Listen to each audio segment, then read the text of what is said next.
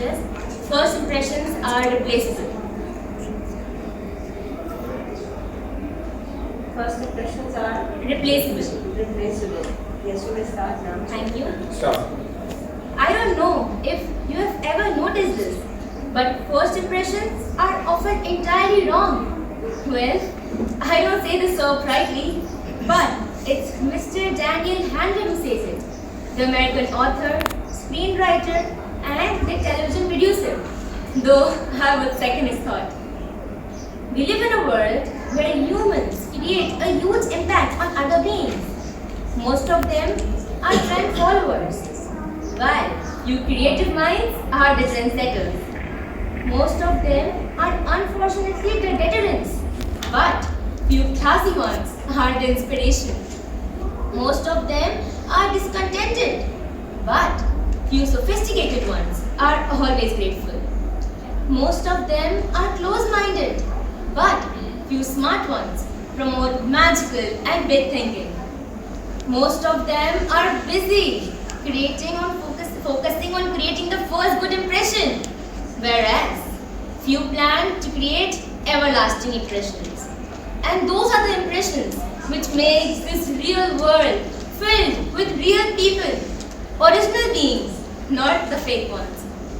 I again state, first impressions are replaceable. Let me share my very own story here with you all, which honestly changed my outlook. I believe it switched from a fixed mindset to a growth mindset. I studied in a girls' school since my childhood. Until then, life was easy. But they say that time passes by in a wink of an eye, isn't it? So, the journey of serenity in school ended, and I opted for a co-college. I still remember it was my first day of college, and it seemed as if I'm entering a war zone. I had all jitters. Yet, I tried my level best to create a first good impression on my new classmates as well as my new teachers. I wanted to actually, in order to maintain the decorum of being the best girl. But things didn't work out well. My class fellows made up their mind that I was arrogant and not arrogant because they teased me and I got upset, and nerd because I had all jitters. Yet I tried my level best to create a first good impression on my new classmates as well as my new teachers. I wanted to actually, in order to maintain the decorum of being the best girl. But things didn't work out well. My class fellows made up their mind that I was arrogant and not arrogant because they teased me and I got upset, and nerd because I also wanted to create a first good impression on my teachers. Oh, poor me. I couldn't do both.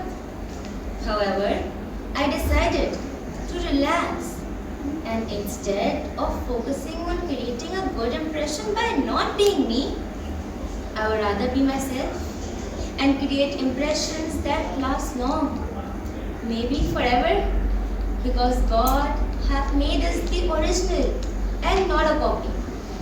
Improving every day is good, but faking out just to act good is not good. Anyways, then days passed, we mingled with each other, and the scenario completely changed. It seemed as if tables took a turn. Their perceptions about me changed. Their thoughts about me changed. They started confiding in me. They made me a part of their talks. They started sharing their secrets with me. They admired me. They appreciated me. And it made me feel as if I made it. So the tables took a turn around completely. At that point, I realized that Tom Holland, yes, the Spider-Man, of course, he has said it right.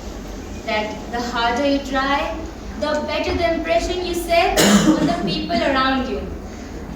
And this is life. We meet someone, we smile, we show gestures, and they judge us.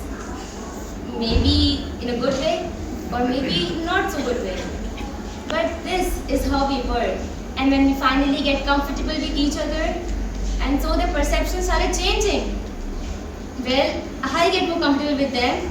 And by the way, 2 of my friends are here as my boosters for today. The same 2 friends who judged me, but now you can see. Hereby, I realize that first impressions are just about being more fanciful and notional, which eventually fades away. But if you plan to create everlasting impressions, then you ace every race of your life. So, let's not judge the book by its cover, because the genuine treasure is hidden inside. Thank you.